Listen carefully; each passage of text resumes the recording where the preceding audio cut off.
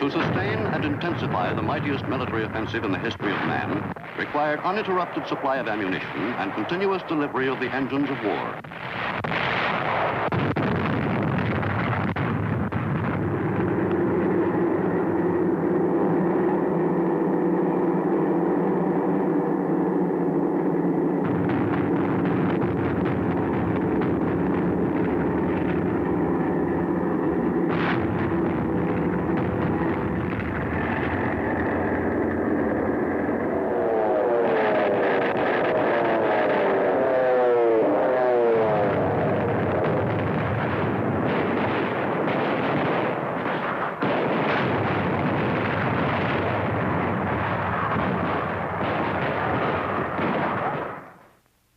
The delivery of the tools of war and the countless necessities of a great army was the job of the services of supply. Whatever the obstacles, their work had to be done with speed and certainty. But even the miraculously fast job the supply service was performing in Western Europe was not always fast enough. We were weeks ahead of schedule, but in the important particular of supply capacity, we were badly behind.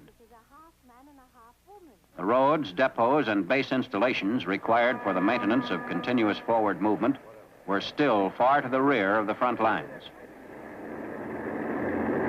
In addition, the Allies' port facilities on the French coast were extremely limited during the first months following the invasion.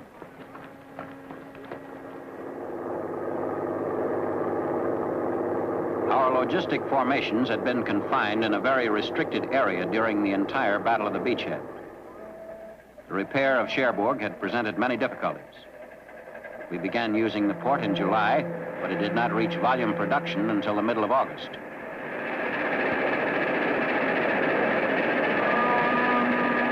But the difficulties of supply, once our columns began their forward race, was a problem that required effective solution if we were to gain our full battle profit.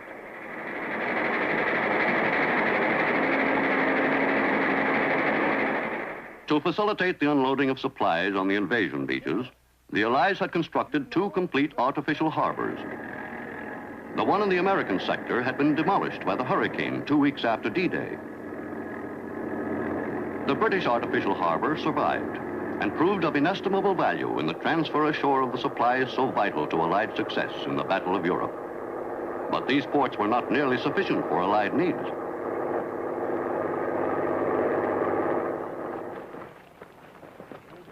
These meager facilities could not support us indefinitely, and there was bound to be a line somewhere in the direction of Germany where we would be halted, if not by the action of the enemy, then because our supply lines had been strained to their elastic limit. One of the most vitally needed staples was oil. To keep a steady stream of that precious fluid pouring into France, a series of pipelines was laid between England and France, spanning the channel. The flexible pipe, wound on drums for the first time, was deposited along the floor of the channel in a unique supply job called Operation Pluto. In all, 20 of these Pluto lines were laid, linking Great Britain and the French coast in the months after D-Day. Each drum carried as much as 70 miles of pipe, and when fully wound, weighed more than 1,500 tons, equal to the weight of a destroyer.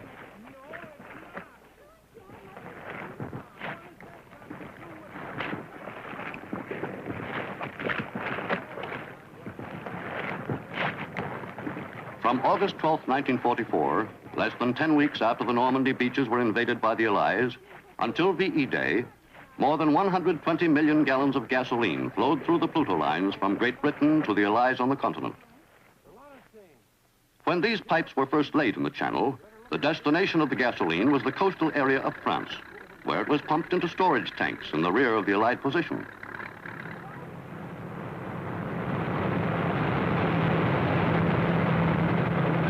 The lifeblood of the Allied military organism was now ready for distribution to key sections of the front. Regardless, however, of the extraordinary efforts of the supply system, this remained our most acute difficulty. All along the front, the cry was for more gasoline. Every one of our spearheads could have gone farther and faster than they actually did. Nevertheless, we had to supply each force for its basic missions and for basic missions only. Getting the all-important supplies to the French coast was only half the problem. Delivering the goods to the men at the front was the toughest part of the job. The services of supply installed systems of truck transport by taking over main road routes in France and using most of these for one-way traffic. These were called red ball highways, on which trucks kept running continuously. Every vehicle ran at least 20 hours a day.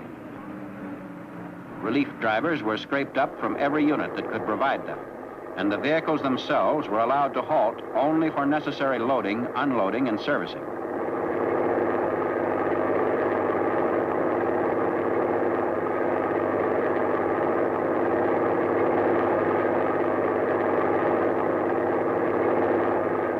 The Red Ball Express began its operation on August 25, 1944, under the Motor Transport Brigade of the Transportation Corps.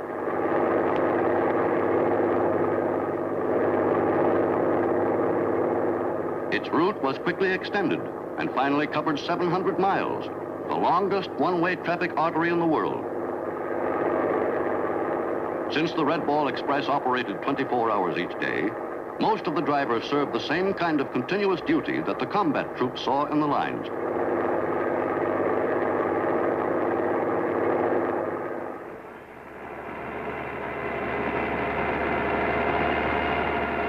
During the autumn, the heavy rains crippled many trucks, whose transmissions became badly worn by excessive use of the low gear and the four-wheel drive.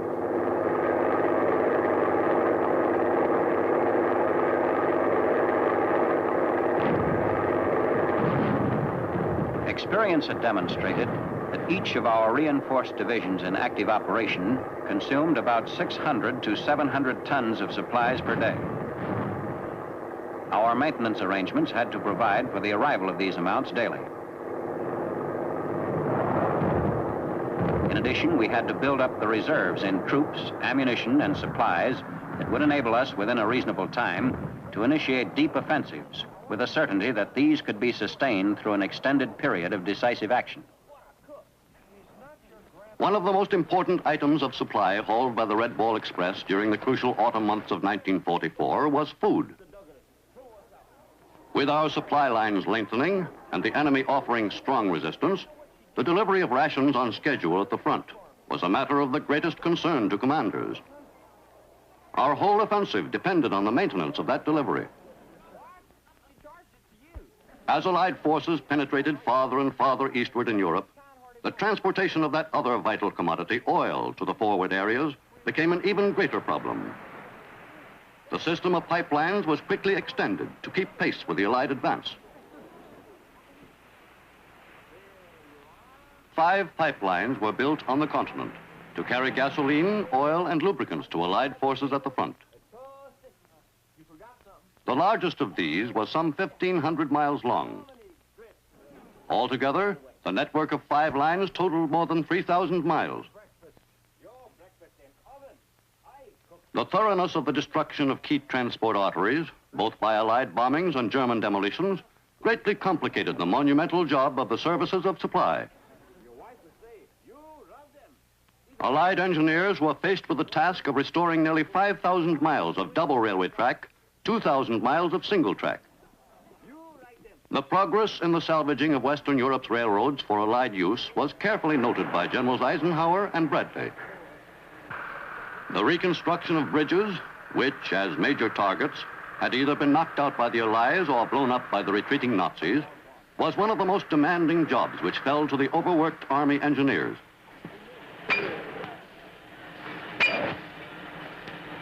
New portable Bailey bridges were erected with great speed by the Allies at many points, and pre-war bridges which had been damaged were hastily repaired.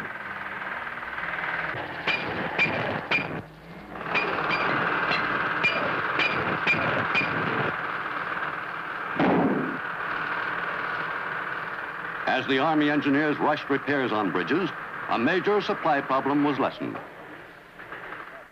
To reduce dependence on roads, we brought in quantities of railway rolling stock to replace that destroyed earlier in the war.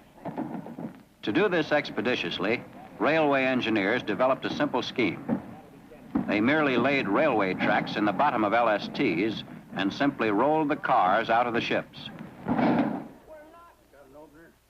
Locomotives presented a more difficult problem, but they too were unloaded quickly, transferred without delay to the rails and ready to go into action.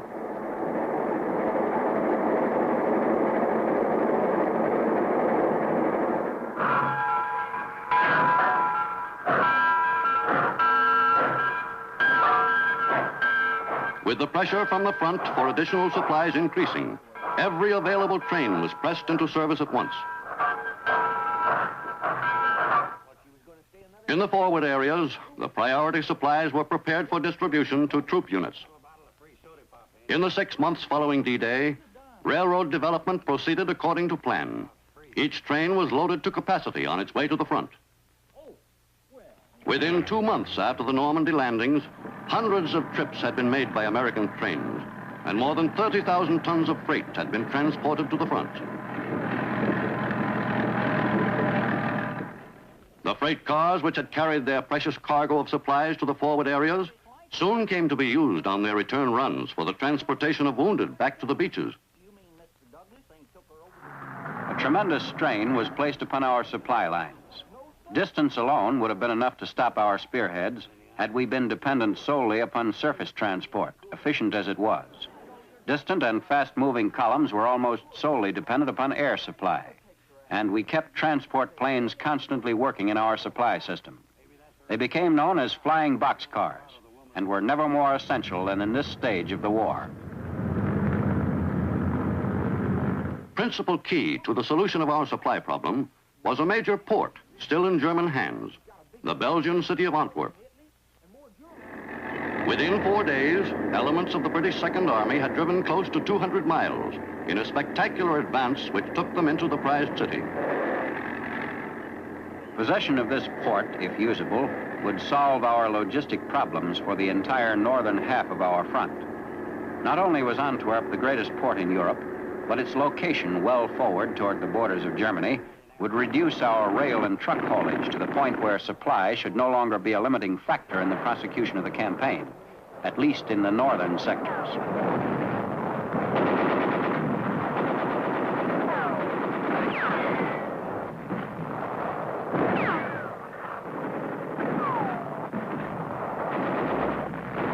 On September 4th, Montgomery's armies entered Antwerp, and we were electrified to learn that the Germans had been so rapidly hustled out of the place that they had had no time to execute extensive demolitions. Antwerp is an inland port connected with the sea by the great Scheldt estuary.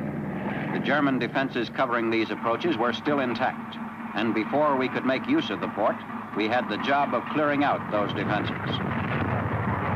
Capture of the approaches to Antwerp was a difficult operation. The Scheldt estuary was heavily mined, and the German forces on Walcheren Island and South Beveland Island completely dominated the water routes leading to the city. The battle for Walcheren Island raged on for 8 days.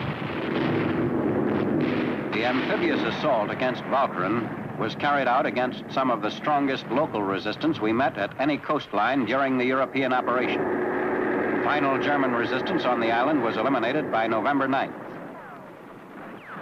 Following this spectacular and gratifying operation, Antwerp quickly became the northern bulwark of our entire logistical system.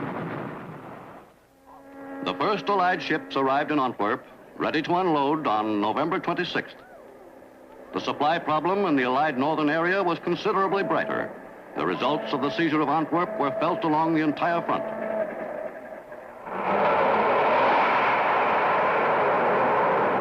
The Germans began launching the frequently erratic V-2s against the city in mid-October.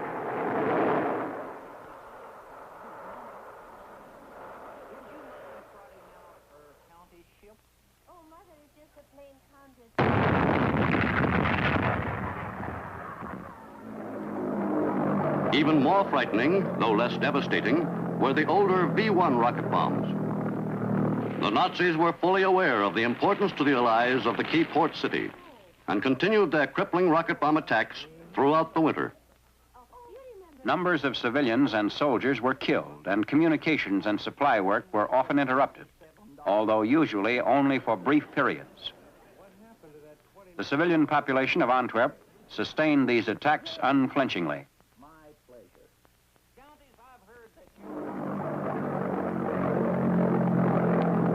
V-1s were often intercepted and exploded before they had a chance to land.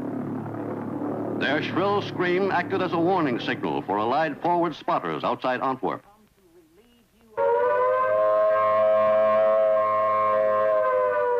Defensive measures against the V-1 soon attained a very high degree of efficiency. But even so, the threat of their arrival was always present at all hours of the day and night and in all kinds of weather. Radar was used to great advantage.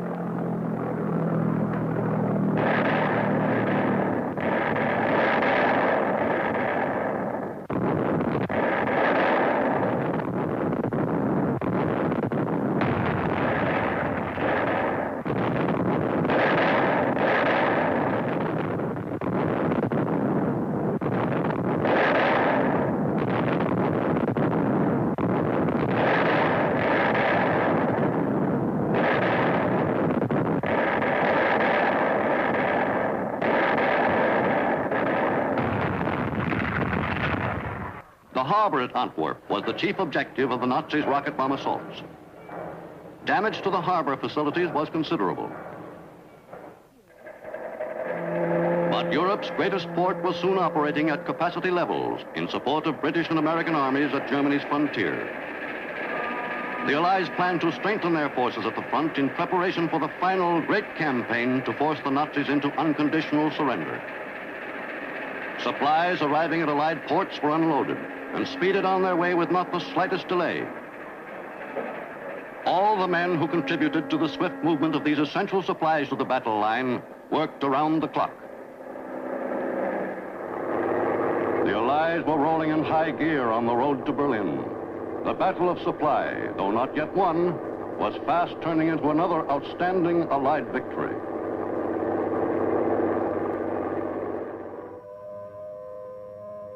The vital importance of air power became apparent soon after the war's beginning.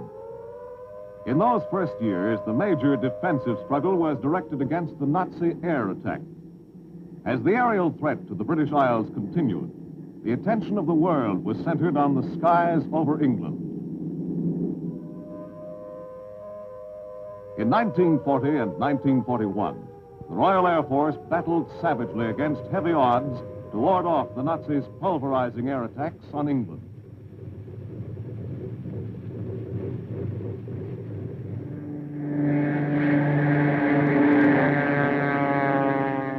In the epic Battle for Britain, everyone in England turned to and worked ceaselessly in the struggle against the powerful Nazi air offensive.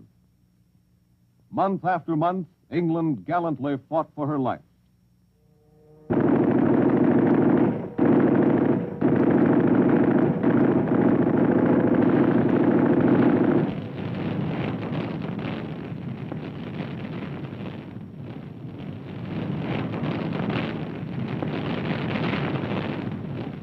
The Luftwaffe hammered England without let-up. The RAF fought back with every plane at its command. England's unparalleled effort in the battle for Britain was all that prevented the Nazis from winning a quick, overwhelming victory in World War II.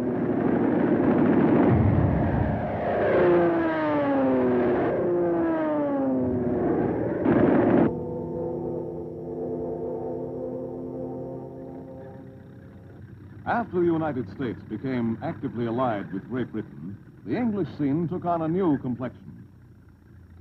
In preparation for the arrival of sizable American Air Force units, construction was rushed on airfields, housing facilities, and hangars. In the early months of 1942, it became apparent that the U.S. would have to transform part of England into a giant base for its planned air offensive against the Nazis. By mid-1942, the facilities were ready for the building up of the U.S. Air Force in England. British officials viewed the growing strength of the American air arm with mounting enthusiasm, well aware of the powerful weapon that would soon implement the Allied attack. Beginning on July 1st, 1942, American aircraft for the new U.S. 8th Air Force began arriving in England. During that first month, more than 400 planes were turned over to the 8th Air Force. But the flow of planes to England did not continue at the expected rate during the rest of the summer and autumn. Shipments to England were reduced considerably, since a certain amount of new planes had to be sent to fighting fronts in other parts of the globe. But by the end of 1942, the U.S. air arm in Europe, which from humble beginnings was to grow in the next 2.5 years to a force of more than 13,000 planes, was gradually assuming the proportions necessary for the all-out air war on the Nazis.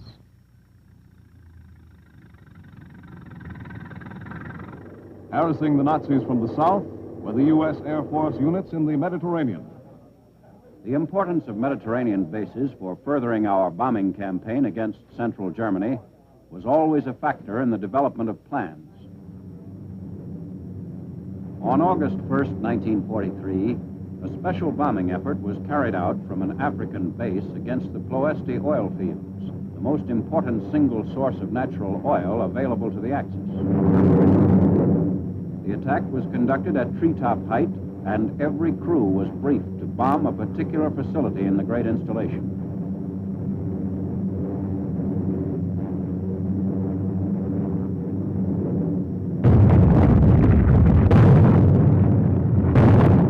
The dangerous mission was carried out with great gallantry, but American losses were heavy. 1/3 of the planes and their crews did not return. As usual, mathematical calculations could not win over unexpected conditions, but the effort was reasonably successful.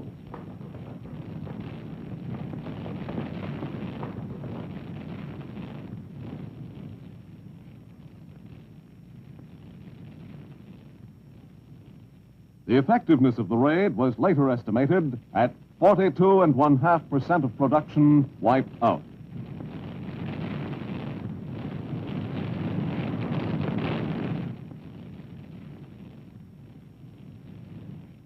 One of the two major functions of the Allied air forces in the European theater was its use as a tactical weapon. The air can be employed in a variety of ways to forward the progress of the land battle. One of these was to attack the enemy's supply lines. Destruction of bridges, culverts, railways, roads, and canals by the air tends to isolate the force under attack. In several crises of the European campaign, the air flew more than 10,000 combat sorties per day as its share of the ground air battle.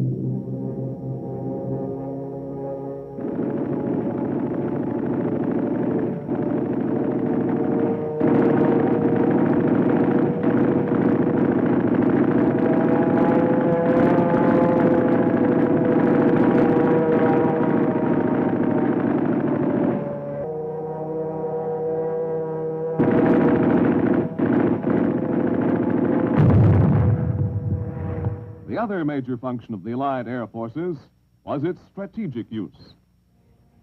We were most anxious to effect the destruction of German industry. The effect upon the land battle would be most profound, and the eventual winning of the war would be correspondingly hastened. Path answering.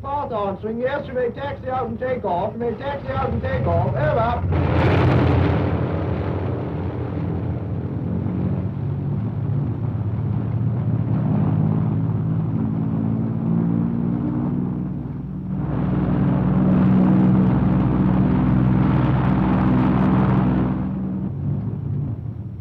The British strategic bombing operations were usually begun at dusk.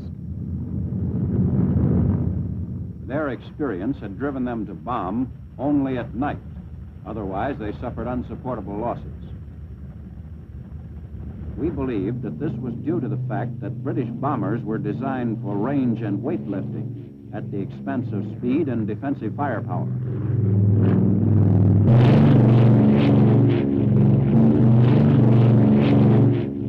As a rule, British bombers flew without fighter support.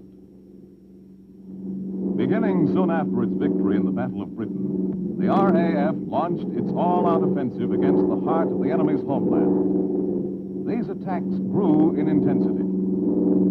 But as the war progressed, the Germans' defense against the British night raids grew more effective. Achtung! Help! 3 Viertel! Deutschland 31. Feuer! Feuer!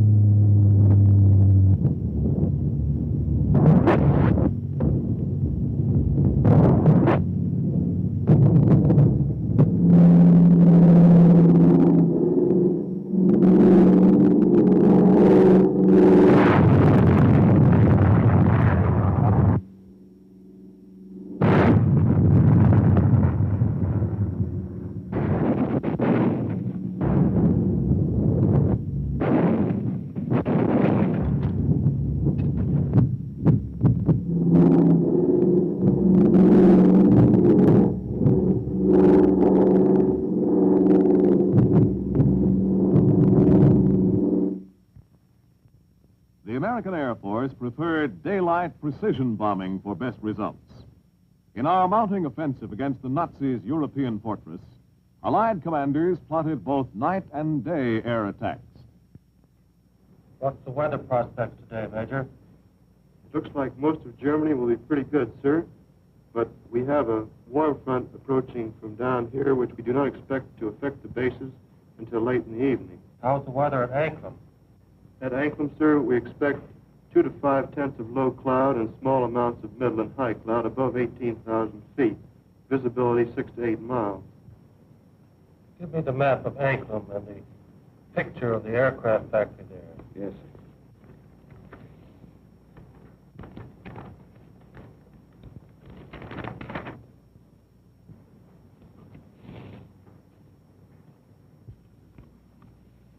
We will attack Anklam with 2 combat wings. Shipyards. American bases in England were centers of constant activity. The daytime raids against targets deep in Germany required quick but thorough servicing of planes the night before, in addition to the loading of the all-important bombs, which would soon be dropping into German war plants.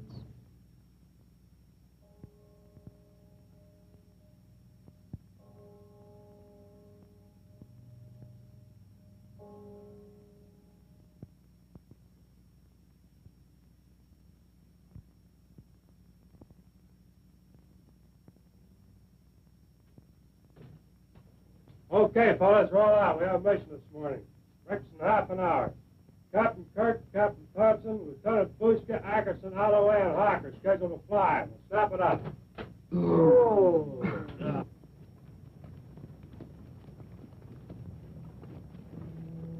Before each mission, the crews participating were given a final, thorough briefing on every relevant detail of the operation. Though these raids over Germany soon became an accustomed part of the airmen's routine, each mission presented new special problems, and each briefing held the flyers' complete attention. The target for today is Anklam. Specifically, you are to destroy the Arado factory. This plant manufactures aircraft components, principally wing and tail assemblies for the Focke-Wulf 190. The parts are then shipped to New Brandenburg. The Anklam raid was typical, in general, of an important American operation over Germany. The takeoff from 8th Air Force fields in England was scheduled for the early morning of October 9th, 1943. 4 other combat wings of the same group were hitting Marienburg and Gdynia. 2 combat wings were assigned to the Anklam attack.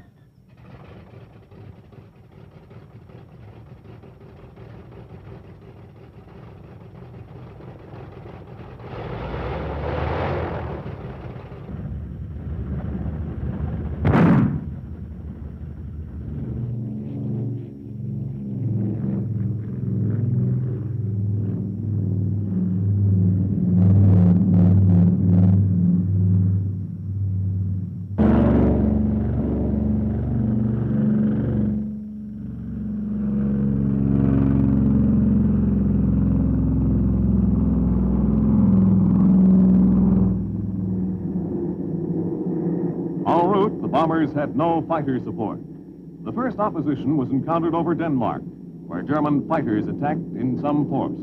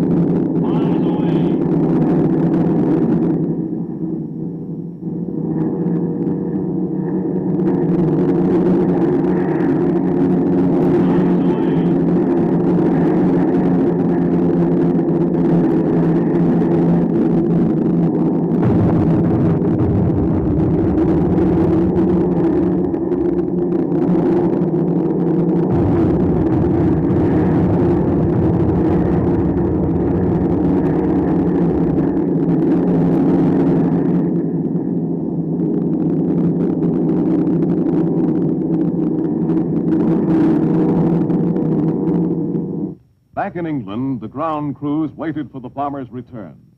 As the hour for their expected arrival drew near, there was a perceptible tension in the air at the base.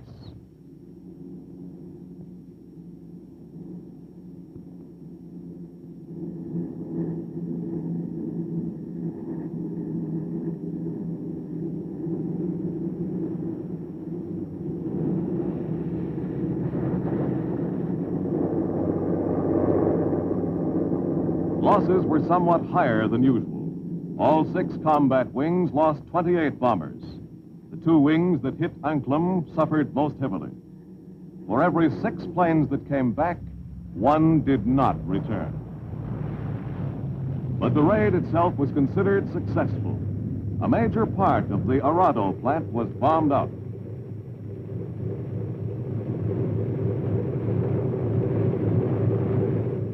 First order of business for the airmen immediately after landing at the base was a review of the mission with intelligence officers.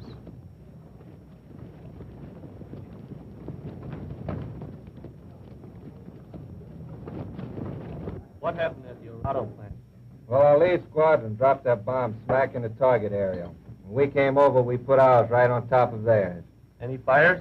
Going away, our tail gunner reported smoke going up to about 2,000 feet. They won't be making any FW-190 parts there for a long time. Photographs of the target taken during and after the raid supplied 8th Air Force intelligence officers with data which was to prove invaluable in future raids on similar targets deep in Germany. We shared the conviction that through an overpowering air force, the Germans' defenses could be beaten down or neutralized. His communications so badly impaired as to make counter-concentration difficult, and his air force swept from the skies. The growth of American air strength in Europe and the Mediterranean was stupendous. Between our entry into the war and the German surrender, our fighter planes had won superiority over the Luftwaffe, and our bombers had penetrated every defense which the German had raised against them. Through late November and early December 1944, the badly stretched condition of our troops caused constant concern, particularly on Bradley's front.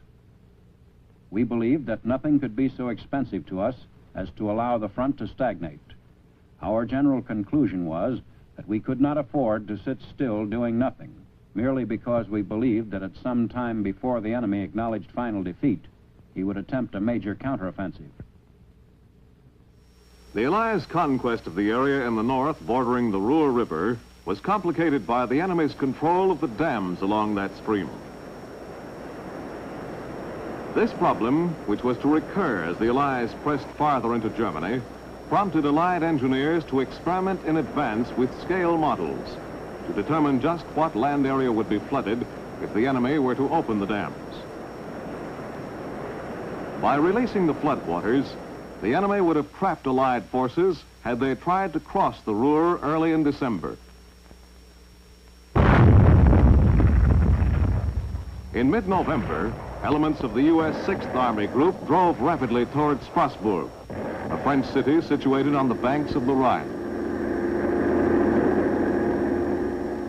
On the 23rd of November, the French 2nd Armored Division reached Strasbourg, but the city was not completely won until 4 days later after a bitter Nazi defense. With Germany in view just across the Rhine, the Allied forces in Strasbourg redoubled their attack against the Nazis on the opposite shore in the little German town of Kehl. Meanwhile, the 44th and 79th American Divisions made swift progress toward Haguenau to the north against stubborn resistance.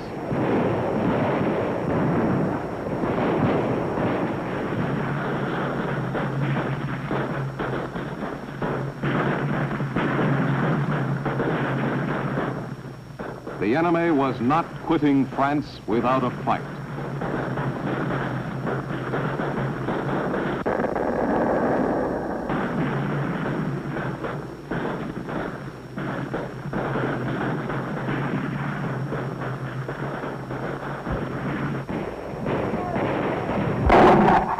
The Nazis surrendered at Haguenau on December 12th. To allow any Germans to remain west of the river in the upper Rhine plain would be certain to cause us later embarrassment. All along the Allied front, the men began to show the effects of the months of battle strain. As the infantry replacement problem became acute, we resorted to every kind of expedient to keep units up to strength. All these measures, however, failed to keep filled the ranks of the infantry formations. As winter approached, the Allied commanders were faced with added problems.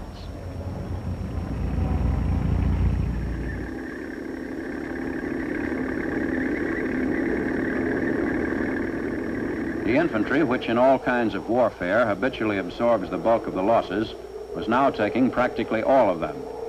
These were by no means due to enemy action alone. In other respects, too, the infantry suffered an abnormal percentage of casualties.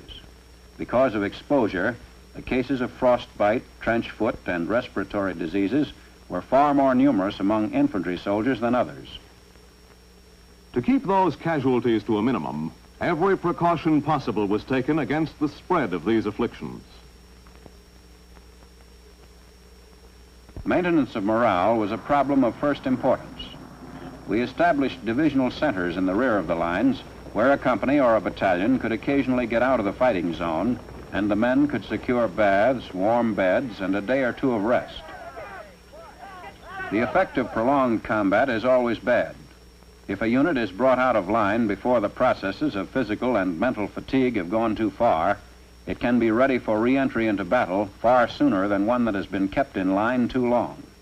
Moreover, periodic rests for the frontline soldier have a splendid effect upon morale, and in any kind of warfare, troop morale is always a decisive factor. During World War I, the American Army had received recreation and entertainment assistance from a variety of civilian organizations. We depended upon the USO and the Red Cross. The services of these devoted people to soldiers in the field were beyond praise. We also established a furlough plan, which gave at least some men the opportunity to go back to Paris. To help make the GI's stay in the city as enjoyable as possible, the Red Cross opened several Allied clubs. which proved a haven for soldiers confused by a strange language. But the foreign flavor of Paris had a universal appeal to visiting GIs and those lucky enough to be stationed there.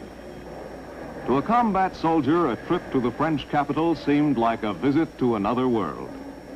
A 10-day pass in Paris worked wonders in terms of the GI's morale, an especially important factor at this critical time. By mid-December 1944, the Allies had penetrated the German border in the Aachen sector and were threatening to push the entire battle line into Germany. Hitler realized some months earlier that only by a large-scale counterattack could Germany regain the initiative and stave off final defeat a little longer.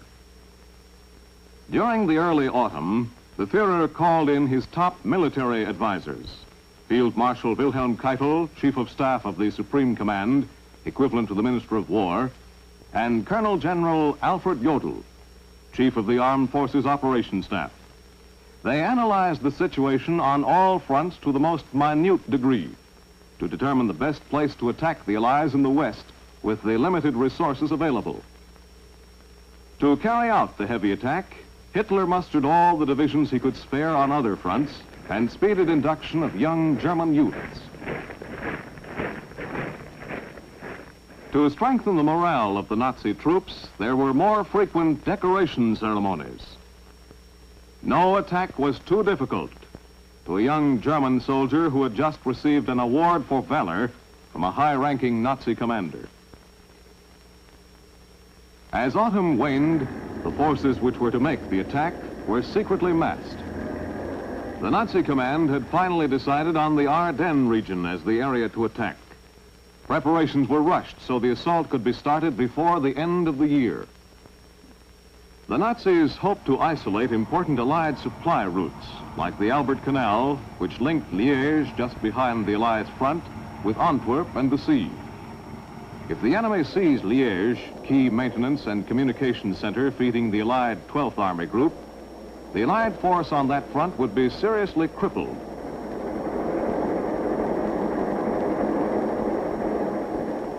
Allied supply centers all the way to the coast were the principal objectives of the Nazi commanders. They hoped thus to make the whole Allied supply position virtually untenable and at the same time split the Allied forces in two. With supply centers cut off, Allied hopes for an early victory would be considerably dimmed.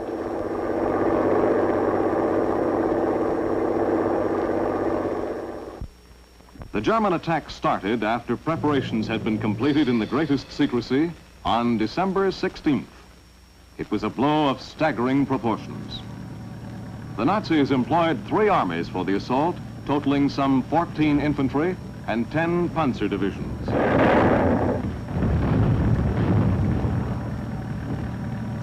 The morning of December 17th, it became clear that the German attack was in great strength.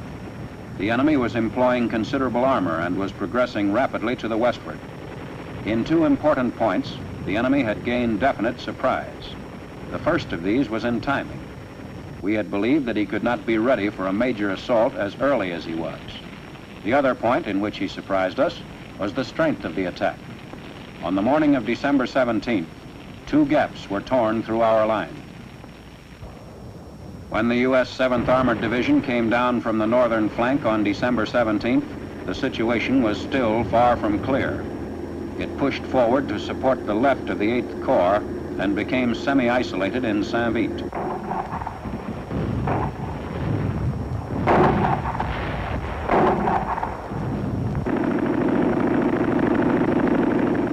Saint-Vite was an important point on the road net of that area and necessary to the enemy. Finally, the continued and heavy pressure of the Germans tended further to isolate the 7th Armored. A concentrated attack by several divisions on December 20th drove it to the west in the area north of Saint-Vite. Consequently, it was ordered to withdraw the next day to join the Allied lines, which were now building up on the north flank of the German salient. But the great stand of the division had badly upset the enemy's timetable. Thereafter, with 3 proved and battle-tested units, the 1st, 2nd, and 9th Divisions holding the position, the safety of our northern shoulder was practically a certainty. The withdrawal was covered by tanks only, since the thickening weather excluded any possibility of air support. The Allies' principal problem was to keep the bulge from widening on the flanks. However far the Nazis' central thrust carried them, they must be prevented from expanding to the north and south.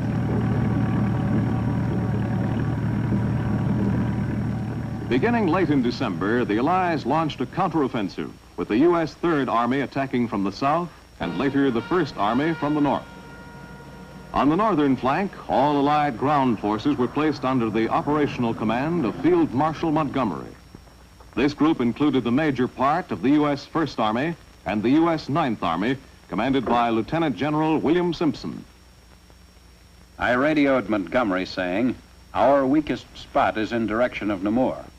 The general plan is to plug the holes in the north and launch coordinated attack from the south." Across the bulge, General Bradley was suitably located to command the forces on the southern flank of the salient, consisting mainly of the U.S. Third Army. It was Bradley's responsibility to outline the exact unit sectors together with other local details of direction and cooperation. I issued verbal orders for Patton's attack under Bradley to begin no later than December 23rd. It was arranged for Patton to concentrate his attacking corps of 3 divisions in the general vicinity of Arlon. The German attack made rapid progress through the center of the salient. During the first weeks of the Battle of the Bulge, the Germans took several thousand American prisoners and promptly took advantage of the opportunity to stock up on the highly prized American cigarettes. After years of smoking inferior Nazi cigarettes, the German soldiers were grateful for the change. Though under constant Nazi attack, Bastogne was successfully defended by the 101st Airborne Division, led by Generals Anthony McAuliffe and Maxwell Taylor, who returned to the command of his division during the Bastogne siege. The defense of Bastogne was not only a spectacular feat of arms, but had a great effect upon the outcome of the battle. Bastogne lay in the general path of the sector of advance of the German 5th Panzer Army. On December 19th, the 101st prepared to defend Bastogne. That morning, we did not know whether Bastogne was yet surrounded, but the strength and direction of advance of German troops in that area indicated that it quickly would be.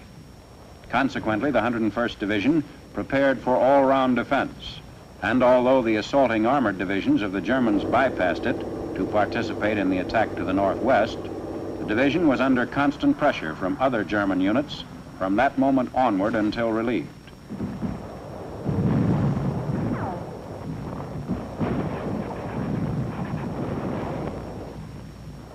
One of the breaks in our favor occurred on December 23rd. This was a sudden, temporary clearing of the weather in the forward areas, which released our air forces to plunge into the battle. The important road center of Bastogne could not have been held by the 101st Division during the German counteroffensive in December 1944, except for the airplanes that delivered 800,000 pounds of supplies to the division during the critical days between the 23rd and 27th of December. By early January, the real danger to the Allied position had passed, and the exhausting process of pushing the enemy back to his former line began. Patton's Third Army had cut a corridor through the German-held territory to beleaguered Bastogne. Additional reserves were brought up to strengthen the new Allied offensive, which hammered the retreating Nazis continuously. The ground for which the enemy had fought so bitterly and paid such a heavy price was once again in the hands of the Allied armies.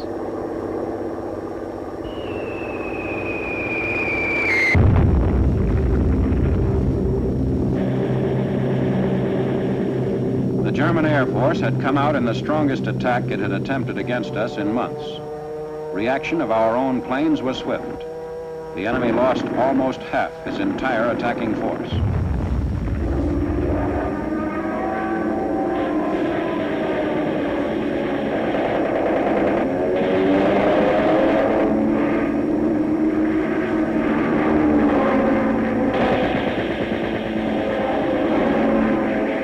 Two days later, the First Army began its attacks on the northern flank. and all danger from the great German thrust had disappeared. From that moment on, it was merely a question of whether we could make sufficient progress through his defenses and through the snowbanks of the Ardennes to capture or destroy significant portions of his forces.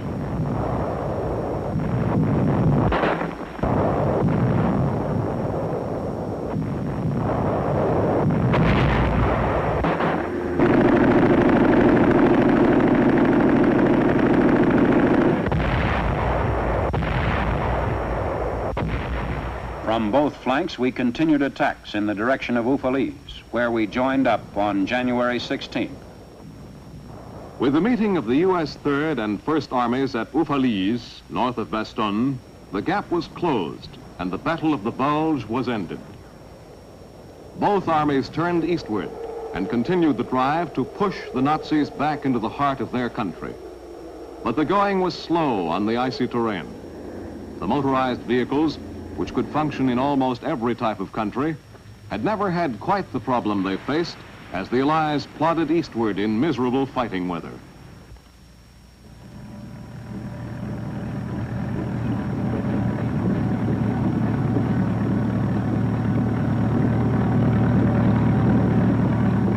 The 1st and 3rd Armies continued eastward to drive the Germans beyond their initial lines.